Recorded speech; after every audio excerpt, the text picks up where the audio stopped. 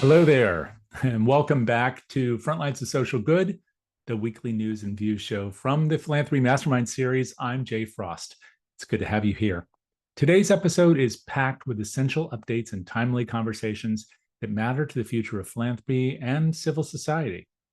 We begin, as usual, with the top 5 gifts of the week. Then, in top news, we look at $300 million in commitment from MasterCard Foundation and UNHCR for refugee education, and the launch of a $500 million maternal health fund backed by major philanthropies. And we also will give you the latest announcements impacting the sector from Washington, D.C. Later in the show, we're joined by Dr. Raquel Rawl and Dr. Dimitri Morgan, co-founders of the Center for Strategic and Inclusive Governance. We'll discuss their recent piece in Inside Higher Ed, Where are the Boards?, and explore their call for governing boards to go on the offensive in defense of institutional independence. Finally, we'll talk with Derek Feldman in a live interview. He's the managing director of Ad Council Research Institute and a leading voice on social impact strategy. He'll share insights on modern philanthropy, the power of cause communications, and what nonprofits can learn from the Ad Council's approach to building public trust. So let's get started. First, the big gifts of the week. There's a tie for number 5 this week, $15 million. First, from an anonymous alumna to Agnes Scott College. This alumna donated, again, $15 million to Agnes Scott to fund an advancement in the college's medical sciences program, including the development of new curricula and enhancement of research opportunities for students pursuing careers in healthcare. Also, at $15 million, the Mellon Foundation granted that amount to support state humanities councils across the United States. This funding aims to bolster local cultural organizations and initiatives, particularly in the wake of federal grant reductions affecting the arts and humanities sector. Coming in at number 4, George Mason University received a $20 million gift to establish a new School of Computing. This investment will support the development of innovative computing programs, research initiatives, and construction of state-of-the-art facilities to accommodate the growing field of computer science. At number 3, an alumnus and his wife committed $20 million to Purdue University's College of Pharmacy. The donation will expand research efforts, support faculty positions, and enhance educational programs within the college, solidifying its status as a leader in pharmaceutical education and research.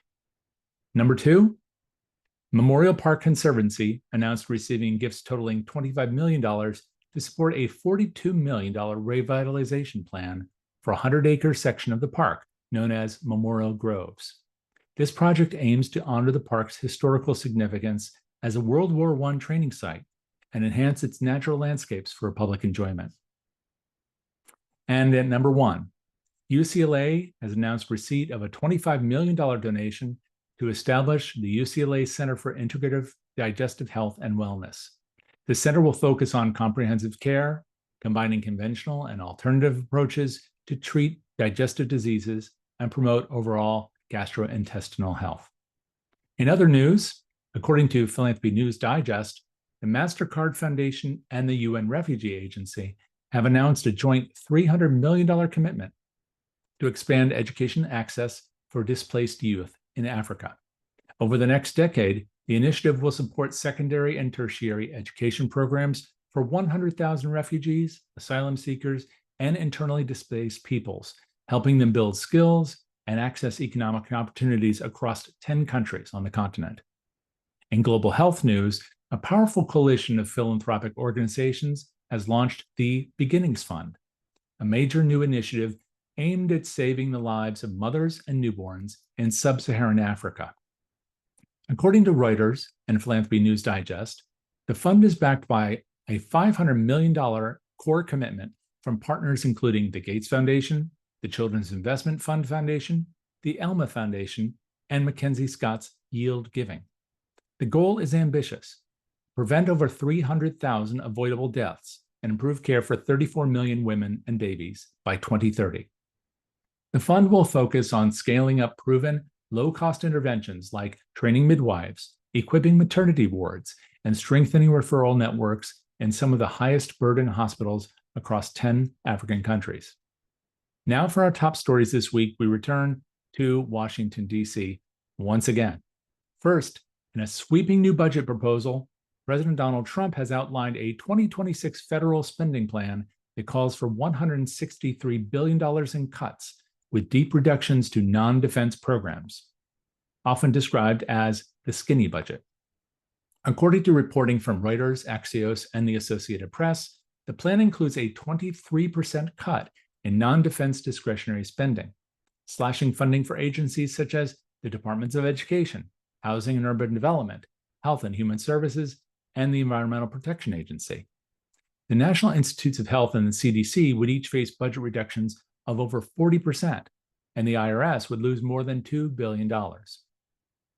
While domestic programs are facing steep cuts, the proposal boosts defense and homeland security spending, including a nearly 65% increase for the Department of Homeland Security.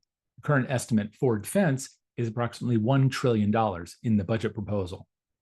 Among the most controversial elements may be the moves to defund major cultural and civic institutions. The National Endowment for the Arts has begun rescinding grants and encouraging staff resignations, with many occurring just this weekend. While the National Endowment for the Humanities has suspended multiple grant programs and placed much of its staff on administrative leave. Trump has also issued an executive order to eliminate all federal support for public broadcasting, targeting the Corporation for Public Broadcasting, which provides funding to over 1,500 PBS and NPR stations nationwide. CPB leadership condemned the move as politically motivated, warning that it would cripple public media, particularly in rural and tribal communities where public broadcasting often serves as the only source of local news and emergency information. The president, a longtime critic of public broadcasting, argued that taxpayer dollars should not subsidize what he calls politically biased outlets.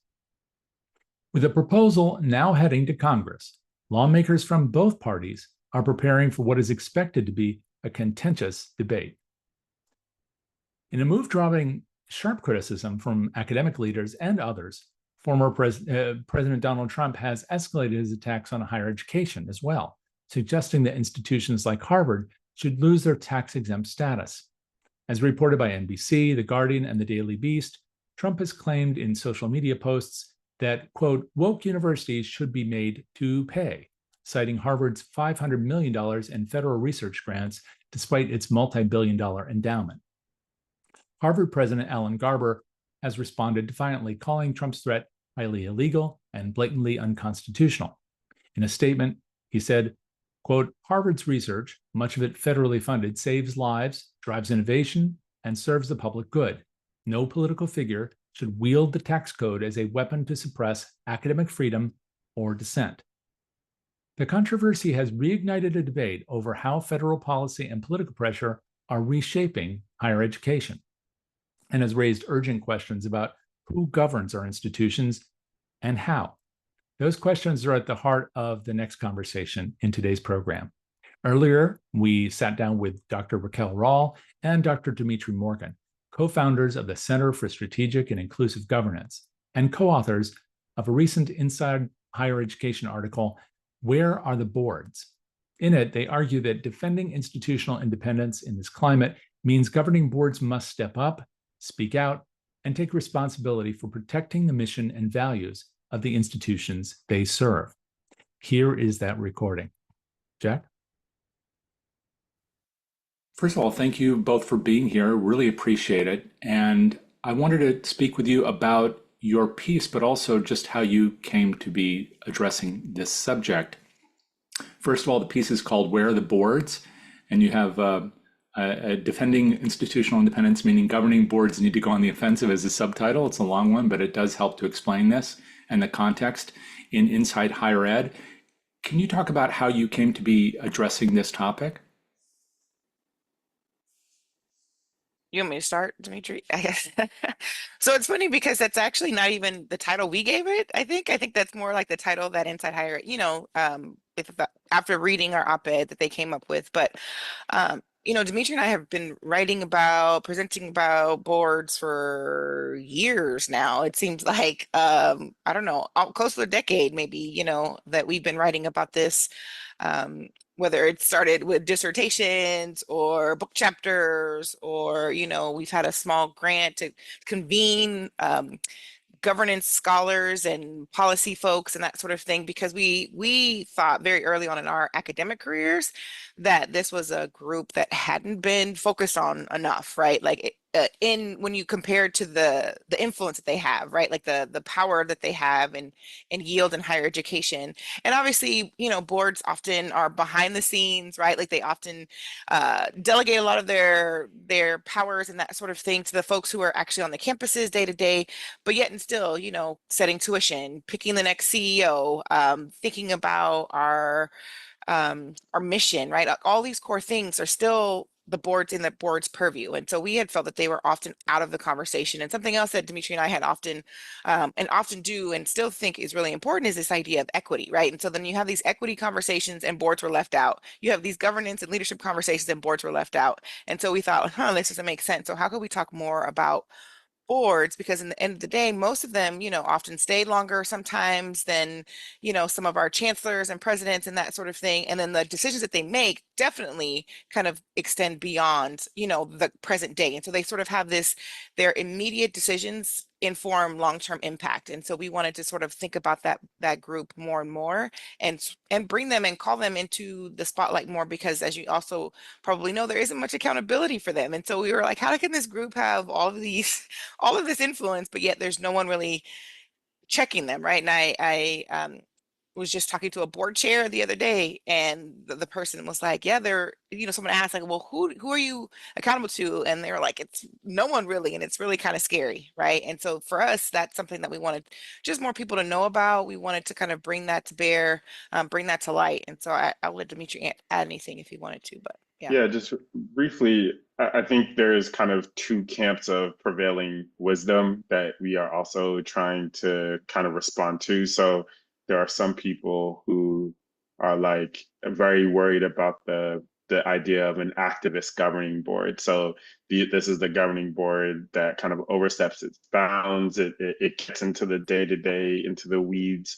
of kind of the operational components that are delegated to the president of an institution and the rest of the cabinet. And so people are like, we don't want activist governing boards.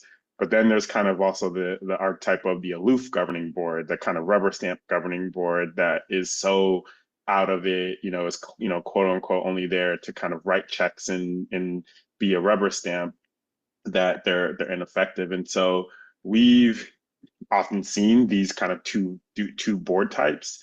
And our argument over the years has always been that there has to be a different model, one where boards are engaged, they ask good questions, they understand all of the different components of the institution, the mission, but they don't go to either ends of these extremes. And so what does that look like? And often when you get into and people ask for examples, we're like, we're not sure that there are great examples of boards that kind of nail this like engaged but not too engaged, like hands-on but not too hands-on model. And so how do we invite boards to think more creatively about what that might look like moving forward, which is also kind of the underpinning of the article that we wrote. I want to ask you about that word accountability that you brought up, Raquel, and you were addressing Dimitri. At the University of Michigan, I believe you have the regents, which are that's not necessarily the same model as you might have in the University of California system. Where is it? I'm not sure. But these governance models may vary somewhat from place to place, depending upon whether it's a private institution or a public institution, statewide institution or not, national or regional. And I'm wondering if you can talk a bit more about that, people may not have the same understanding that you do of these governance systems and what causes them to be more or less accountable. Yeah, I'll start it off and then kick it over to Dr. Ross. So one of the things that we always try to share very early when we're talking about boards is that they're the type and model of boards is far more extensive than most people kind of think, because most people understand whatever institution that they went to or work at, that they might understand that board, but they may not take stock of the whole ecosystem. So as you were alluding to, Michigan is actually kind of a little bit more unique because we, at least at Michigan State, Wayne State, and the University of Michigan, we actually elect our regents as part of a statewide electoral. And it's really just kind of Michigan and Nevada that have like a kind of statewide, not supposed to be partisan, but partisan sort of elected mechanism. Most governing boards are going to be some sort of political appointment process, whether that's kind of the governor nominates and is confirmed by the state legislator, or the state legislator nominates and confirmed by the governor. So you have a lot of variation in there. And then to your point, on the private side, we have what's called self-perpetuating boards. So these are where the private board has their own bylaws about how the governing board should be continued. And that often looks like kind of internal nominations. There's usually a subcommittee that will invite and vet candidates. And then to Dr. Rawls' primary work, we actually have a separate process for student trustees, and they actually go through the most rigorous process when in the very few cases when there are student trustees, they have to apply, they're vetted, and it's actually probably the most rigorous example of kind of getting onto the board. And so all those different pathways onto the board, how long they serve, the composition really looks different in every state, looks different for every institution. And you also have system boards that oversee multiple universities. You have other boards that oversee just one. So it really does get really not complex, but it's very varied once you start to kind of drill into the different types of models of governing boards. And so we always encourage people, if you work in and around higher ed, take some time to understand how your board functions and what the model it uses and how people get on the board, because it is really revealing once you start to understand some of those parameters about why the board may act or not act in certain ways. Because if they are political appointees, they have to be mindful of that. If they're elected statewide, they have to be mindful of that. If they're self-perpetuating, they can, oftentimes be less transparent because how you get on the board is a mystery to the larger campus community. So those things can be early clues to kind of the general person that's connected to an institution about why their governance kind of systems might be operating in certain ways because of the composition and getting on the board process. Yeah, I mean, the only thing I would add is, and that's exactly why our focus on boards is so important. And so, they're various in how they're appointed, their term lengths, all these different things, how many institutions they oversee, right? But their purpose is the same, right? And obviously you get into more nuance when you have boards that have authority to kind of over the funds versus those that are separate, right? Like sometimes you see that especially in private institutions and that sort of thing. But the purpose is like these group of regular folks, if you will, right, are supposed to come together and protect the mission and make sure that they are not kind of with a threat of outside influence, right? Like they were supposed to have this non-political, right? Like that's originally what they were supposed to be doing, is protect from this undue political nature, right? Which we often see happens more and more.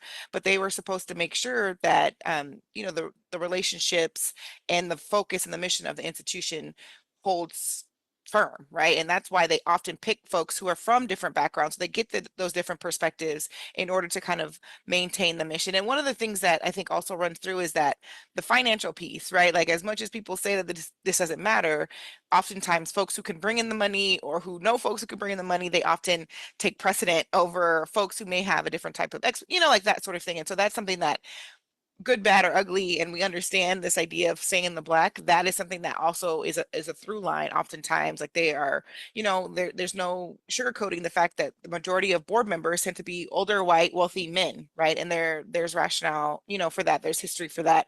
And so that's just the way it is. Yeah. When you say they have to be, are you talking, I want to really dig into that. Are you talking about principally finance at this point? That the implication being that those people with traditional constituencies, traditional resources, that they're being brought onto these boards, varying governance structures, in order to ensure that there's, I don't know, resources to do something, or they have connections to do something? Can you dig into Yeah, that a bit? so when I say have to be, obviously you don't have to be. I'm just saying the majority of board members have access to, whether it's their personal or connections, like different um financial incentive, funds like that can help the institution stay solvent.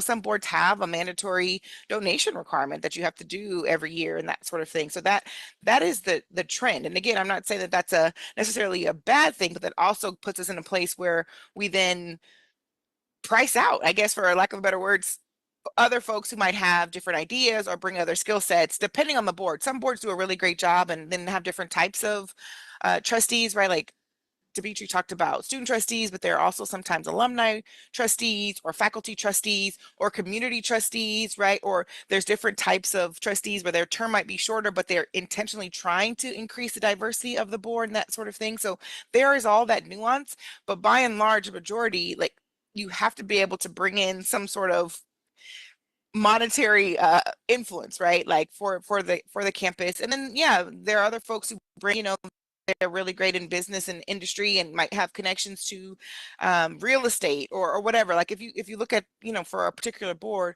it might be a politician, like whatever they need, they feel like they need, they're trying to fill these gaps to make sure that they're obviously their institution is advantage, right, in different ways. Like they're going to have the money that they need, they're going to have the influence they need, they're going to have the connections to the legislature that they need, they're going to have, and this matters, right? This is the point of the board. So this is not in any way, I'm not saying this is a bad thing. This is a strategy. You have to be really strategic in those individuals that you're appointing or that get elected, right? Or that, you're self-perpetuating because you want the institution to survive both now and in the future. And so that is one of the ways in which you do that, because those connections become your individual connections become the institution's connections, right? And so there are a lot of times, we have colleagues who do connection, think about social networks, all these different things, but it's like, okay, well, now the institution is connected to this conglomerate is connected to this conglomerate. They have all these connections for these big time industries and companies. And because of the connections that, we brought Jay Frost in because he has connection with now,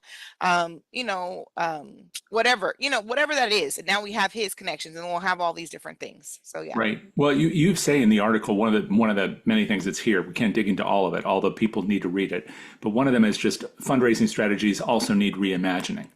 And so what could that reimagining look like? What were you both suggesting, or I should say maybe even the center is suggesting, in terms of thinking about how we can reimagine a board in terms of not only accountability, but also access to resources, talent, ideas that are more broadly representative of our community, especially in a time when it seems like there's this countervailing political force that's asking us to actually impose potentially some restrictions on the board.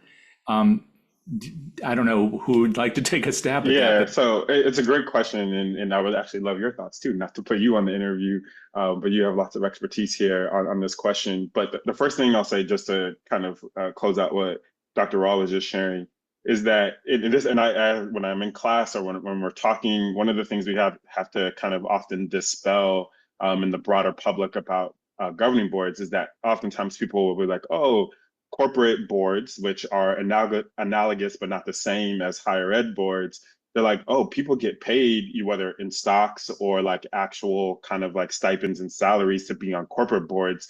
And so the same must be true for higher education boards.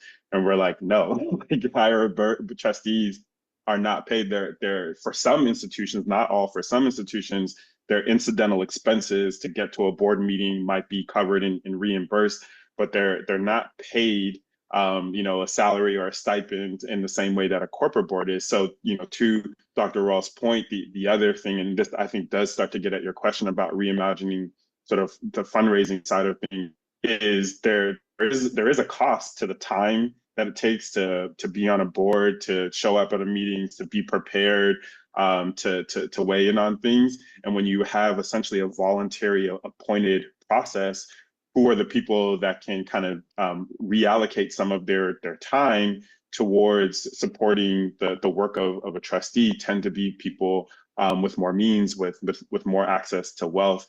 And so some of the things we've suggested, especially when you have the quote unquote give or get So the idea of give or get, for those, your audience is probably, very familiar, but you either have to give a certain amount of money or you have to be able to get access to a certain amount of money to be able to donate to the institution. So we talk a lot about that, being really creative with the sort of give or get kind of underlying ethos that, and by creative, what does it mean? How do we sort of think expansively about access to community organizations, or being able to think about connection to certain types of student groups in certain areas that the institution has historically not been as successful as recruiting from.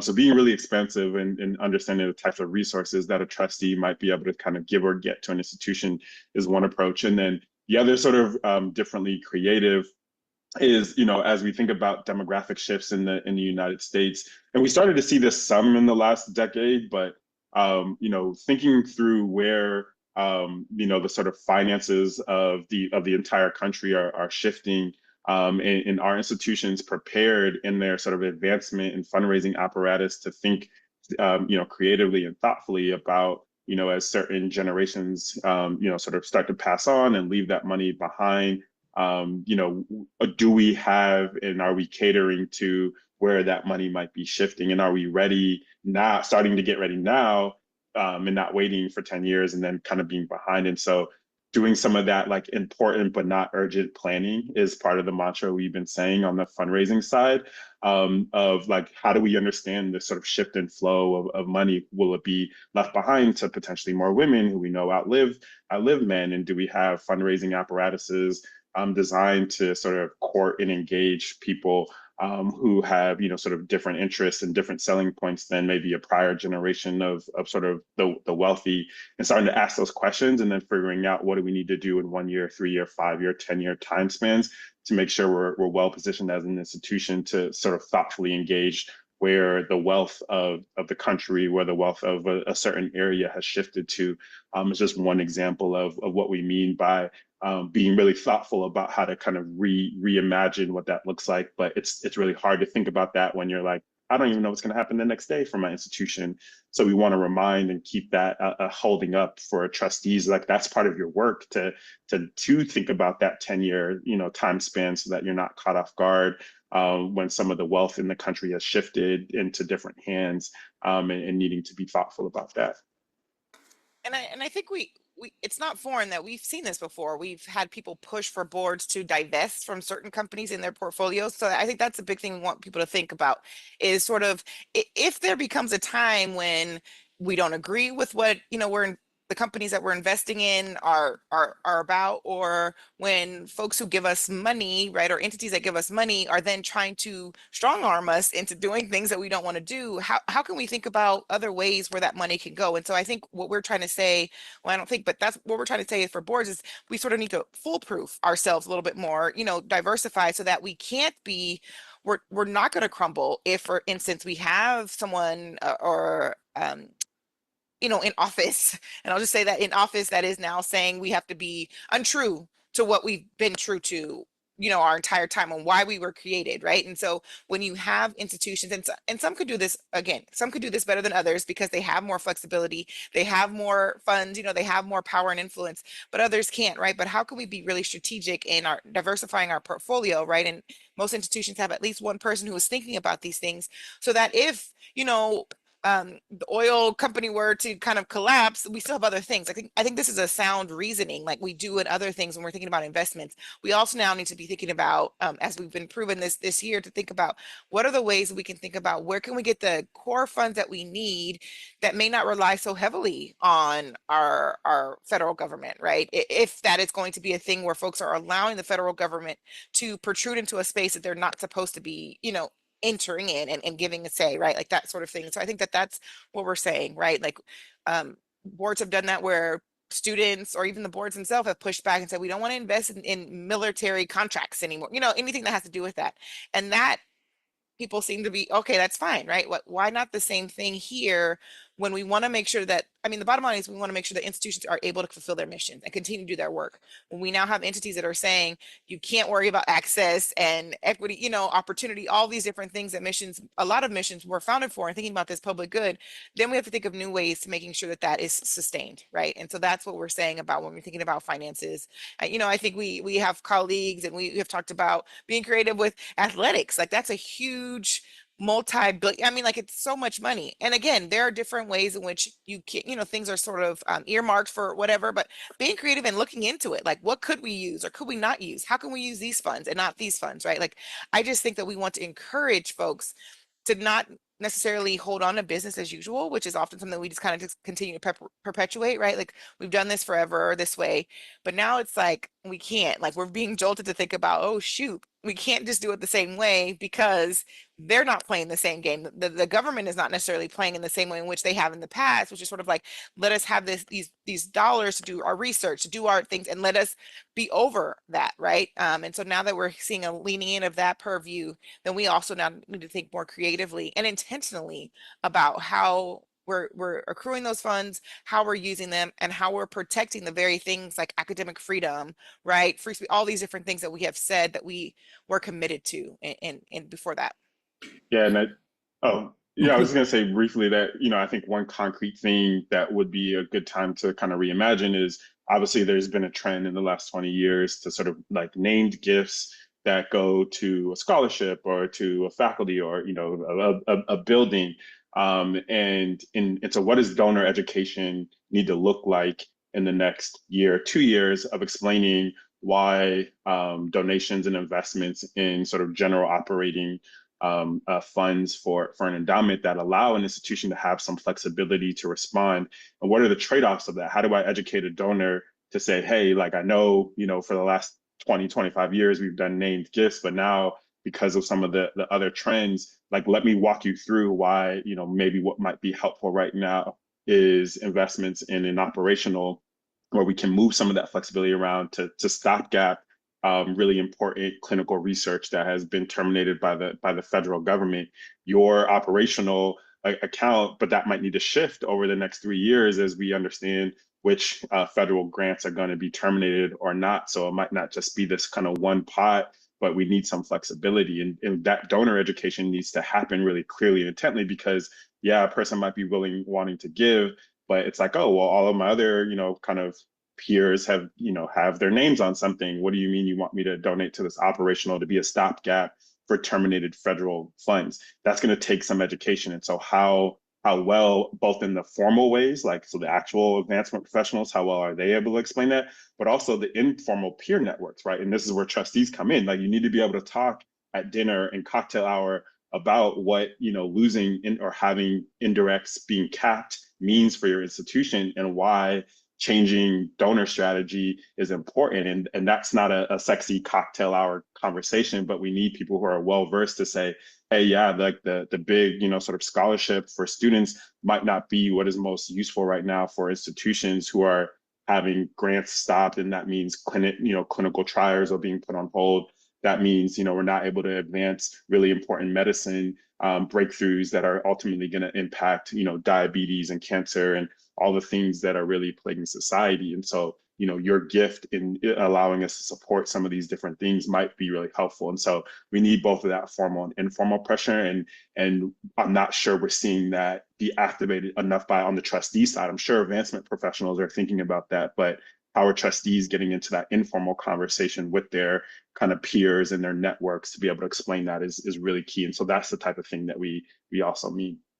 You just highlighted one of the many things that's being targeted for a potential change by the government, but you've also we've all seen the courts have entered into the discussion about some of these issues as well. I mean, and notably, of course, the diversity discussion on with regard to admissions in the Harvard case from several years ago, but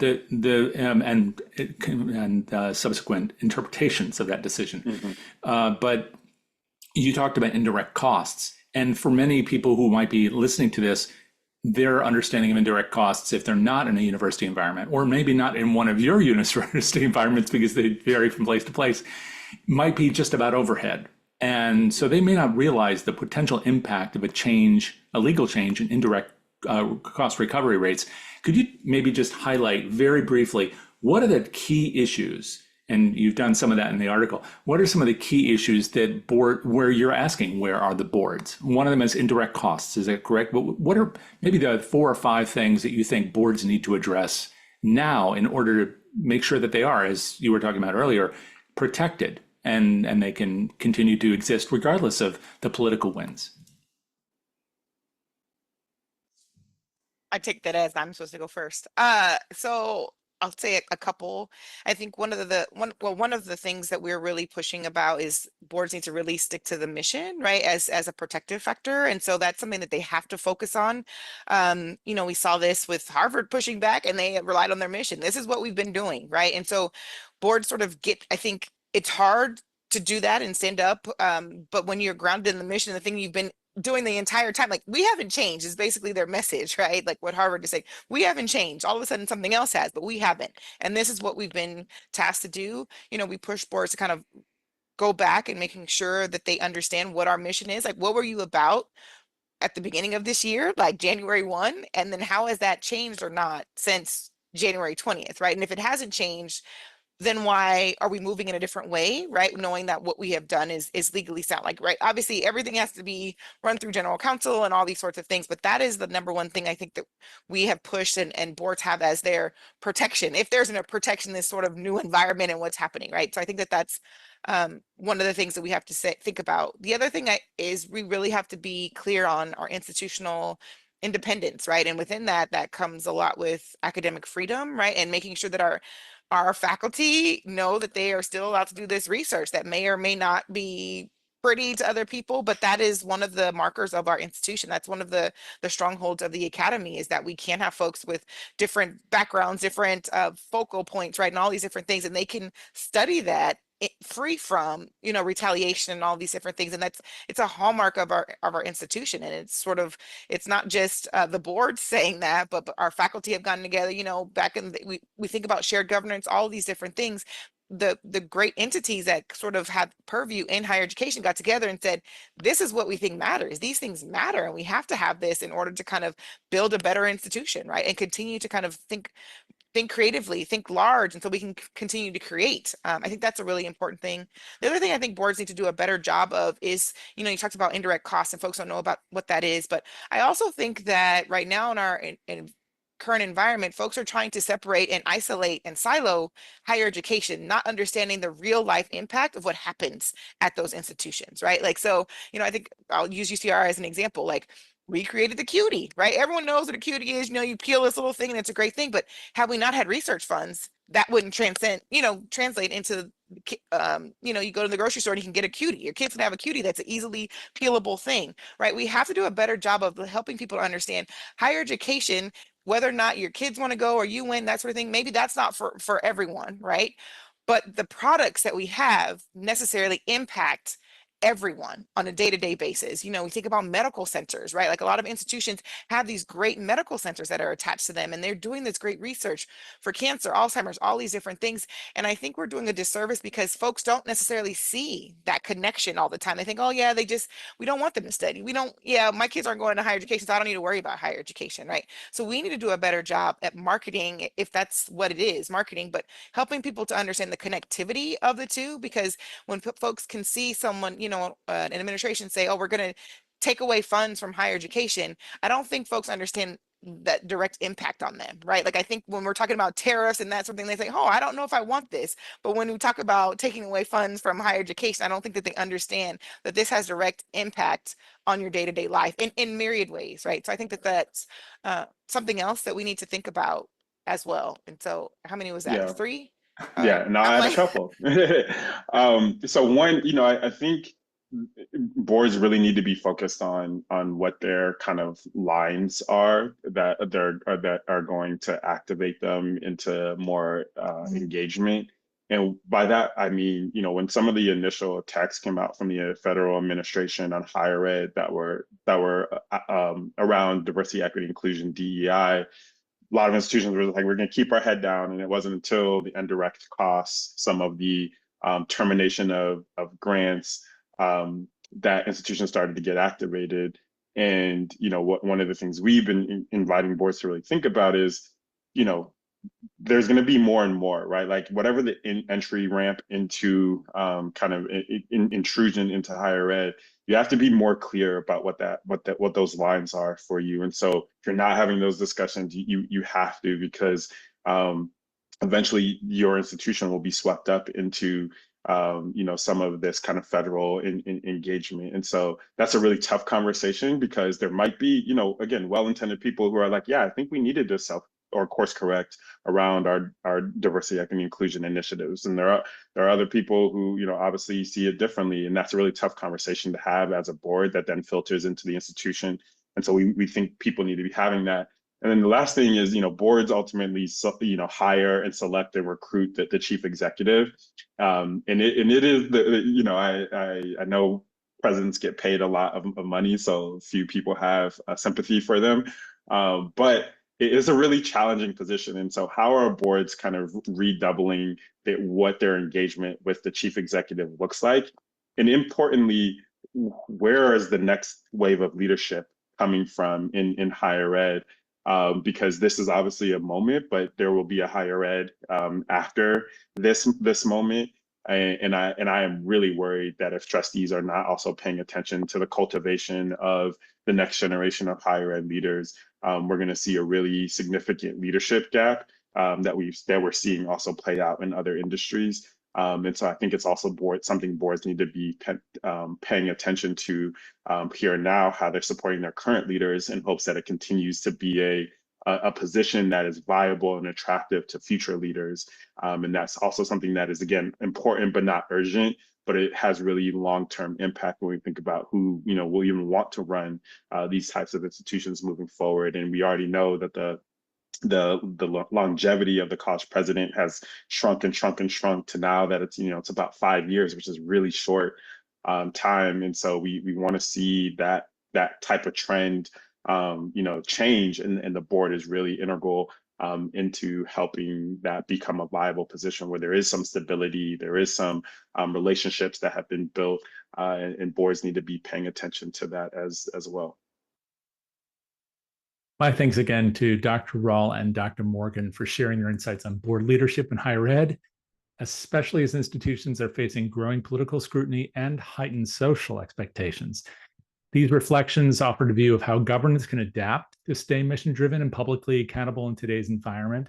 And those themes about trust, leadership, and public perception are definitely going to be embedded in our next conversation with Derek Feldman, Managing Director of the Ad Council Research Institute and the author of several books that I hope you have on your shelf on social impact, cause engagement, and the evolving role of corporate and nonprofit leadership, including the corporate social mind and social movements for good. I know we'll have a chance to talk about a bunch of things, but they might include the shifting dynamics of philanthropy, the power of communications, which he knows so well, to drive change, and of course, what nonprofits may be able to learn from perhaps the private sector when it comes to building trust in a noisy and polarized world. Thank you so much, Derek, for taking some time to talk. It's been a long time.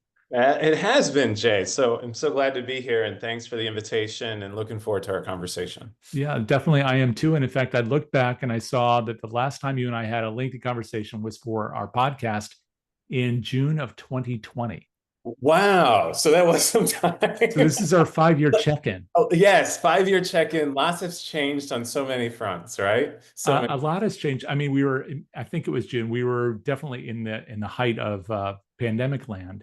Yeah. And that might have influenced a lot of the things that you might think about or have been observing over the past few years. But let's start kind of at the beginning for people who don't know your work. Maybe we can talk about how people engage with causes. That's something you've spent a lot of time on, particularly millennials, but that's not the exclusive focus of your work. Yeah. So maybe when you look at that landscape of engagement, what's changed the most, perhaps, in the last 5 years, and why and how people give? Yeah. So it's been interesting. And Jay, gosh, now that you say that, 5 years, holy moly, that's been a long time. So I'll sort of ground sort of your audience and where I spend all of my time. I mean, I am centrally focused to try to understand the knowledge, attitudes, and behaviors around how the public engages civically, overall, how they engage with social issues, movements, and so forth. I'm a researcher, so I spend all of my time trying to get in the heads of the American public in some way. I do work outside of the US in other capacities, but primarily that's where I spend my time. And it's interesting because as we do this kind of work, whether it's at the Ad Council or whether I work privately or with other kinds of groups, I'm always trying to understand the people that we're not the closest to. And I think that's the biggest challenge for nonprofits and organizations, right? I always kind of look at it and say, while I love your board, they know way too much about you. They're way too smart about your issue. And you might think they're not. But if I compared that to, say, Jim and Annette Feldman in Aviston, Illinois, by the way, town of 1,000 in the middle of the state, they would say, I have no idea what this world is even about in general. So I spend almost all of my time trying to help move sort of the public to engage in some way. And it's been interesting. I would say to your question around kind of what we're seeing in the dynamics, I would see it sort of one of two ways, especially when we think about social issues today. If we were to take 25,000 Americans and put them in here, people who live in America, to try to understand, what they believe, all of those other kinds of things, and I take out the extreme sides of everything, what I find is a public who is less knowledgeable and torn. They really are torn because they're torn with issues they know that sometimes are important and should care about with the things that are impacting themselves on a daily basis. And it's trying to, with their own mind, trying to grapple with things like, I know I should care about that issue, but I'm not certain myself on the own economics that I'm trying to do. But I want to be a giver. I want to be a supporter. I want to do these kinds of things, but I have a lot of other stuff going on. And what we continue to notice is more and more what I call, my team, we call the issues. THEE, transportation, health, education, and economics are those bedrock issues. No matter how your issue relates to them or not, and hopefully they do in some way, most of them do, that's what's going through the minds of people who we are really trying to engage. Now, as we see sort of philanthropy moving or civic engagement participation in general, it's interesting because if I took the vast majority of the public in all of our studies, and by the way, at the Ad Council Research Institutes, we do large scale study. We have to, just given our, the work we do. So 5, 10, 15, 20,000 samples of Americans on an issue that we're trying to understand how we can communicate better to. And what ends up coming back historically is that, I want to be a part of change. I want to be a part of something, but they don't look at it this way by saying, I'm the giver, or I'm a volunteer, or I'm going to do this. In their mindset, I just want to work and feel like progress is made somehow, like that whatever action I do take is meaningful in that manner. And I think that sometimes we focus on the actionable behavior and putting that before we put in the mindset of the individual who's just, I really want to do some good stuff where I live, work, play kind of thing. And that's a struggle because we're all vying for that behavior part of it in a certain way we think is going to be the most impactful, but may not be in the mindset of the American public. So there's been some interesting things that we've had to, I've started broadly, we can dive down in deeper, but those are the things that I run into on a consistent basis over the last 4 or 5 years. I realized as I jumped into this conversation with you, I didn't define what the Ad Council is or what it does. Do you mind? I know you do more than that, but can you define that? Yeah. Because you just talked about these broad-based studies of the American public. For what purpose? Yeah, good point, Jay. So the Ad Council, if you don't know, we're more than 80 years old. We produce and deliver all of the public education campaigns in America primarily. We have over $1 billion in donated media every year that we use to distribute our campaigns. We do integrations and everything from Roblox today with Walmart on mental health to having Smokey somewhere, Smokey Bear show up at certain things related. So obviously our more iconic campaigns and efforts. So at the Ad Council, just given the amount of donated media, we're really able to target a lot of our work to reach Americans where we need to. Right now, most of our work is focused on 4 or 5 core areas, but in addition, we've just broadened that to as well areas such as like mental health or gun safe storage work, opioids, and certain other issues. But we pretty much have about 30-ish, 20 to 30 campaigns running actively every single day, reaching pretty much wide swath of the American public, which is quite fascinating. Is that even for an organization our how old we are in size, we're still reaching the American public just in different ways. Maybe not through NBC that you're used to, Right. the typical, but we're showing up at gas stations, at gas TV sometimes, or on your Alexa apps or anywhere else. So we're definitely more advantageous of trying to reach our target audiences where they are.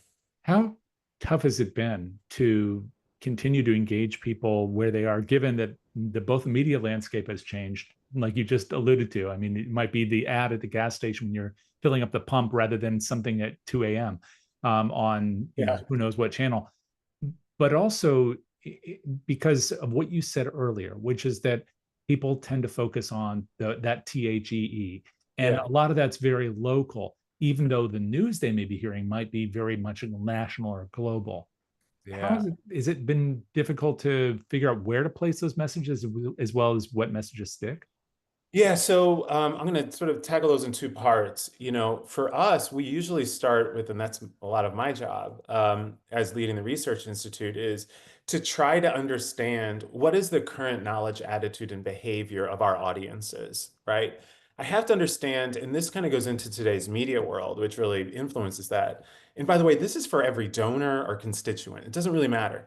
You have to fundamentally understand for your issue what people know, what they choose not to know, or who's influencing that knowledge on their behalf. That could be a donor that gave a gift 20 years ago to still producing some narrative out there that says this is how the organization is, and it really isn't, in general. And then there's this attitude that usually we take at it. Like it could be for your nonprofit. I don't believe they need our money. Well, I'm sure they do, but there is an attitudinal set that we have to overcome. And then behavior. And there's 2 types of behaviors that I have to track. And this is something that the transactional style reporting that we like in our field and everywhere else doesn't do it justice, because what I look at is not only those things that I can transactionally track, or visits and integrations and all that other stuff, but I also have to track the people that make choices to consciously not act as well. That's a deliberate action. It's just not in favor of what we thought in general. And so when we're working on a voting campaign, I have to try to understand not all the people that were driving to do a registration, but I have to also understand the people that have consciously chosen not to go out and do this, and why, and what are we doing with that environment too. And so for us, when we come out of this formative research work with these large samples I was talking about, it really helps me to determine a benchmark.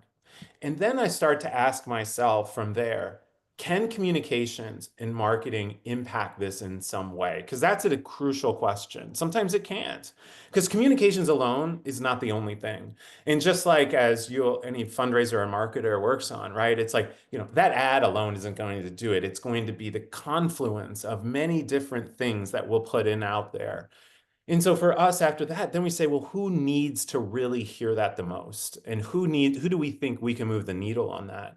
And that's when you start looking at it and saying, what media are those people doing and using? And then we go to those media folks. So I will say that, if you see something down, and by the way, anybody listen to this, you're now going to see this just happens. Since we're talking about the ad council, you're going to see our billboards more, and you're going to see ad placements just because we're talking about it. But in addition to that, it's, our job now is not to use that media inefficiently, but go to our media partners. Maybe it's Crown Media and the Hallmark Channel to work on a campaign that's targeted primarily towards certain audiences, or it is with Roblox because we have a lot of mental health work that goes down towards the teen and tween area in general. So we're actually much more strategic than just the old days of let's just put it out there and kind of see what happens kind of narrative. Yeah, I'm almost in the world of direct marketing, pray and spray, which is the horrible expression for direct marketing. But we're all trying to learn from all these things. You just gave great examples of how you're clearly changing that narrative based on the research that you're doing within the ad council. What are some of the learnings that you think for nonprofits generally? Because, and one more piece of information as you're thinking about this, I know you're observing it. which is that we've seen this dramatic decline in Yeah. giving.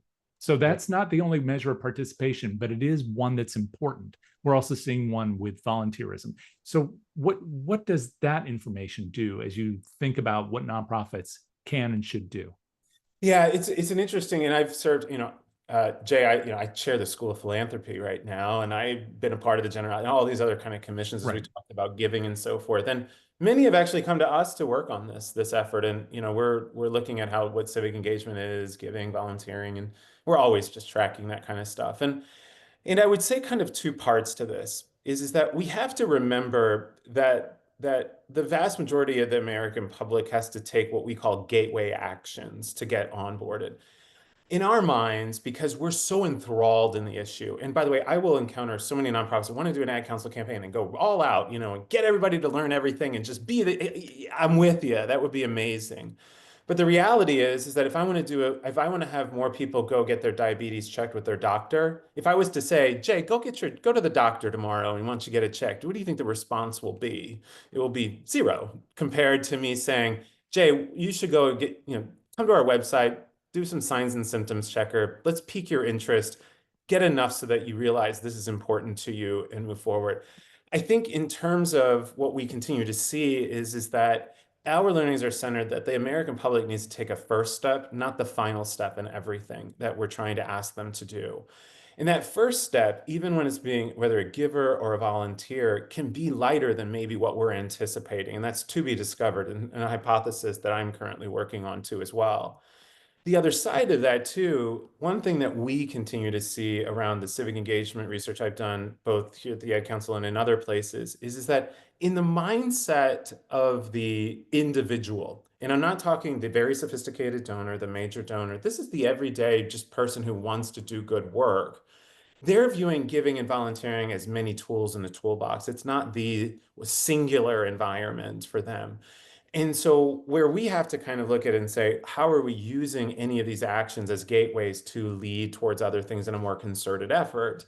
And while there are declines in general, which I think that you will anticipate with, it really comes down to, and that even comes down to how effective we are when we try to communicate involvement or action on an issue. If I want Americans to download resources, how succinct am I in how this benefits? How succinct am I in creating a call to action for them that's achievable and brings them on the path towards what we would call upper funnel environment, right? I got to get them into the funnel and not think about the lower side of this.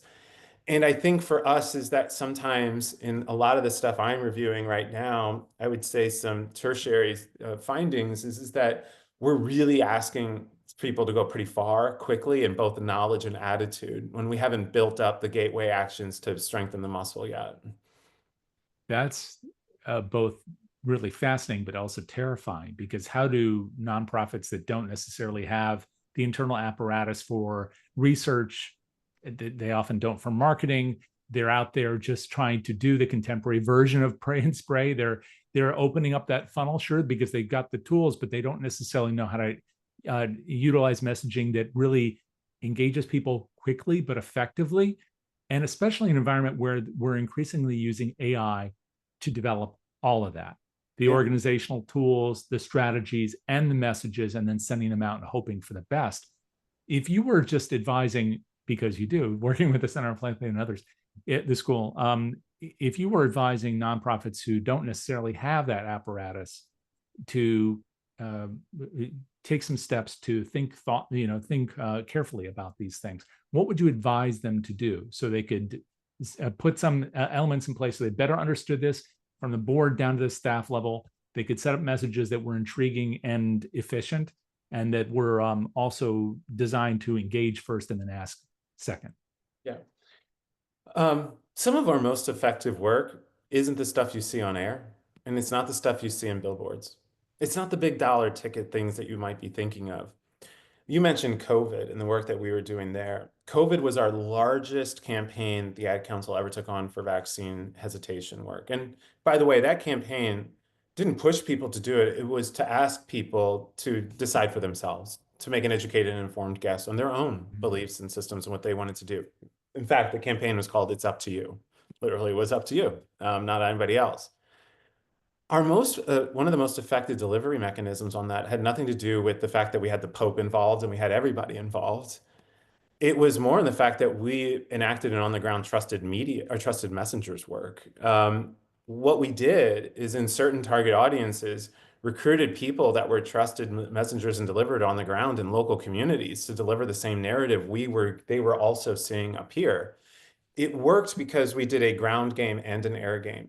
And what we realized is that most nonprofits won't ever be able to have the resources up here, but they do have the relationships or can work on the relationships through their boards and others to create a trusted messenger ecosystem, which, by the way, I can share this. We did 2 years worth of research post-COVID on how our trusted messenger ecosystems worked in communities. And we set it up, and it wasn't the same, any nonprofit can take that and learn from it in general. We talk about validators and persuaders and all kinds of different people you need to recruit, which, by the way, reflects and resembles some of the work that capital campaign structures have been built on for years in general in our field. So I would say that, if anything, the real question is do we have the messengers outside of our existing ecosystem of people that are already attached to us? This kind of gets back to my first comment. Is bridging that next circle of relationships outside is the hardest and requires people that are connected to us, but also connected to others outside of our circle. And the more that we supply them with the narrative and the messaging and the understanding to take a small step with us is the route to go, budget or no budget. And that requires just human time and talent and conversation than it requires some fancy ad spot or anything else. You've maybe as a final question, you've spent a lot of time, as I alluded to earlier, thinking about these things in many ways, but also generationally. And you did a lot of work on the millennials. Yeah. Now millennials are getting up there. They are. So I think you have some colleagues that call them the young donors now still, but I think really. Yeah, I think there's a few in the field that, when we talk about generational giving, it makes some people a little wheezy, a little nervous, you go down rabbit holes and so forth. But I'll let you finish. I always enjoy that conversation. I do too, and I especially love the way people have placed these huge pejoratives on totally. every generation that's coming up. It doesn't matter if we were talking about this 100 years ago or today. And people definitely did that with millennials. We're hearing it in a big way now with Gen Z. And I'm not even sure Gen Z is a real thing. It seems like more of a marketing terminology, but it doesn't matter. When you have some ability to look at this now through a lens of having done it for a little bit. Yeah.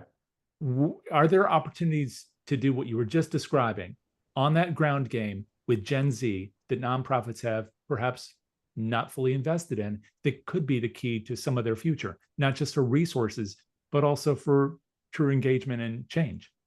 100%.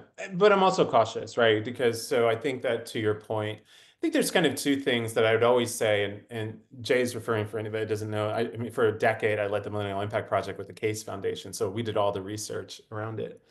And I would always say to somebody, if you don't have your overarching donor outreach, like millennials you should not go there first. Like that was never the intention.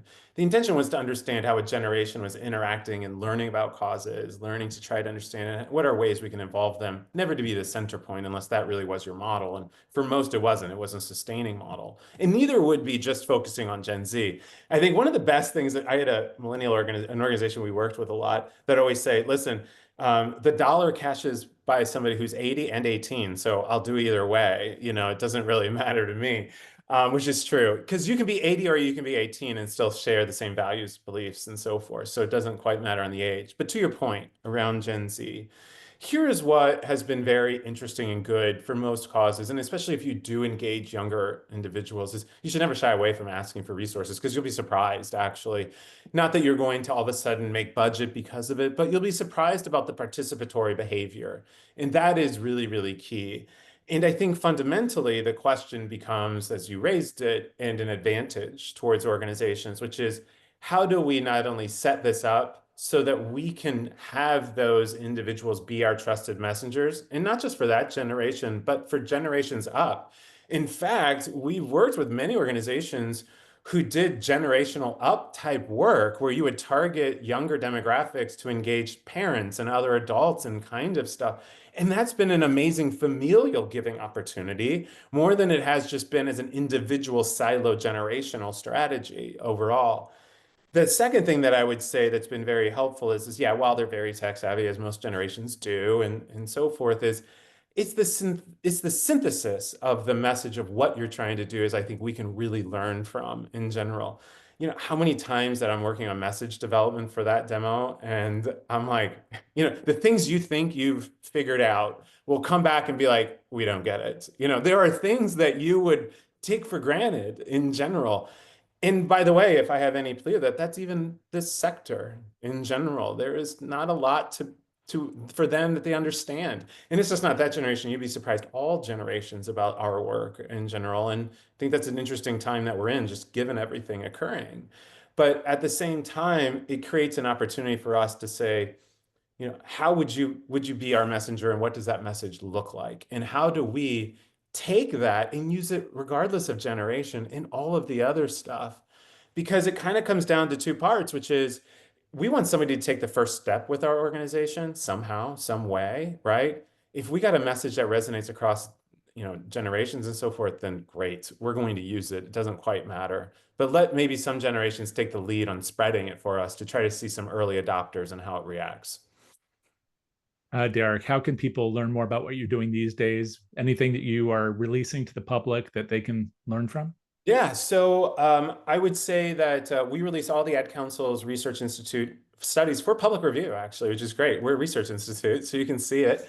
You can see that at the Ad Council website, and I'll share that with you. I usually like to write on all the things I'm thinking about on my LinkedIn, so you can take a look at that too.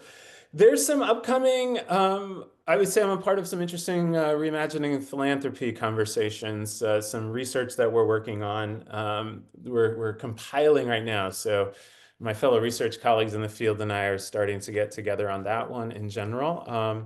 And then so look for that towards the latter part of the year. And then there's some additional studies. You know, anytime that I hear things, Jay, it's like everybody does this, you know, whatever that is. I'm like, let's go research that because I know it's not everybody and figure it out. So there's some stuff we're working on around sustainability and consumer brands. Like when a shopper like you goes into the market and sees a sustainable good versus a non-good project, like what goes through your head? So we've even got consumer transaction data to couple with the other side of it to try to see what's real story. So I'll say so far, it's been a real interesting one. So look for that one here in the next month. All right. Thank you so much for all this, Derek. Really great to see you again. And hopefully it won't be 5 years until our next. I hope not either. You just got to reach out. We'll figure it out. But it's a pleasure, Jay. Anytime, my friends.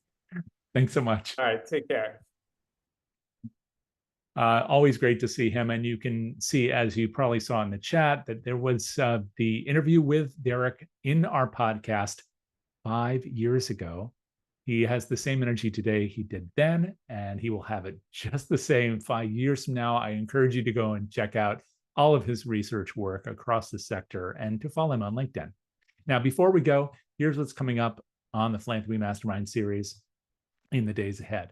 This Friday, we will begin premiering our interviews with this year's Association of Fundraising Professionals honorees, all conducted at AFP Icon out in Seattle. I'm sure you'll enjoy those. You can check it out wherever you like to listen, and don't miss our latest episode released just this week, a candid conversation with the CEO of Unbound about her journey from high-powered corporate lawyer to the leader of an organization working to eliminate poverty around the world. Once again, you can get that either on the DonorSearch YouTube channel, on Apple Podcasts, or wherever you like to listen. Then on next Tuesday's Frontlines of Social Good, we're joined by Erin Conley and Dr. Genevieve Shaker, co-authors of Fundraising Principles for Faculty and Academic Leaders. We'll explore how colleges and universities can better equip faculty to embrace the role and advancement, and why academic leaders are essential partners in today's fundraising landscape, now more than ever. And mark your calendars also for a brand new episode of How to Raise. On Thursday, May 15th, we are not holding the show this week because I will be out at the Woodmark Conference in Seattle once again. But once again, next Thursday, May 15th, we have Genesis Medence on Future Givers Now, where, just as we were just speaking about, she'll dive into how Gen Z and millennials are reshaping philanthropy. from TikTok activism to crypto donations. If you're looking to connect with next-gen donors through digital-first, values-driven strategies, you won't want to miss that session. So to register for these and all other upcoming sessions, just visit the website of our very generous sponsor, DonorSearch, without whom this series would not be possible. They are the leader in responsible AI and donor research solutions for the nonprofit fundraising world, and you can learn all about them as well as about this series at DonorSearch.net, or you can click the links in the chat. Thanks for spending time with us today. We look forward to seeing you next time on Frontlines of Social Good. Until then, take care.